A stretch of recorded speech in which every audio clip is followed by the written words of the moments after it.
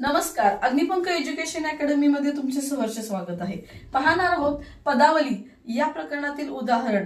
याच्यामध्ये आपल्याला छेद व अंश जो आहे तो वेगवेगळा दिलेला आहे.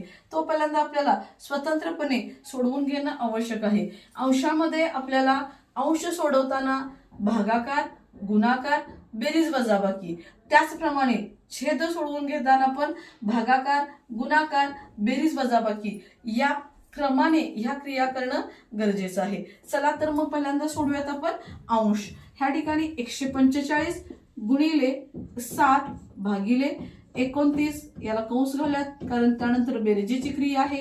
112 गुणिले 5 छेद 14 त्यानंतर कंस पूर्ण करूयात कारण वजाबाकीची क्रिया आहे. त्यानंतर 78 गुणिले 5 भागिले 13 कंस पूर्ण. छेदामध्ये 3 गुणिले 3 अधिक 3 भागिले 3 गुणिले 6 याप्रमाणे आपल्याला पायरी मिळेल. आता आपण भाग घालून घेऊयात. 29 एके 29, 29 पाचा 145, 14 एके 14, 14 अट्टे 12 दर्शे, 13 एके 13, 13 संग 78.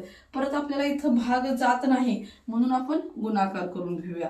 5 सत्ते 35 अधिक 8 पंचे 40 वजा 5 सख 30. 35 अधिक 40 वजा 30 हा आपल्याला अंश मिळेल. त्यानंतर आपण छेद सोडून घेऊयात. 3 त्रिक 9 अधिक ह्या 3 ला 3 कॅन्सल होतील. कंसाचं उत्तर फक्त मिळेल आपल्याला 6. यानंतर 35 अधिक 40 आपल्याला मिळेल 5 75 वजा 30 छेद 15 वजाबाकी करून घेऊयात. 45 छेद 15 ह्या ठिकाणी 45 छेद 15 भाग घालून घेऊयात. 15 एके 15, 15 त्रिक 45. दिलेल्या पदावधीचं उत्तर मिळेल आपल्याला 3.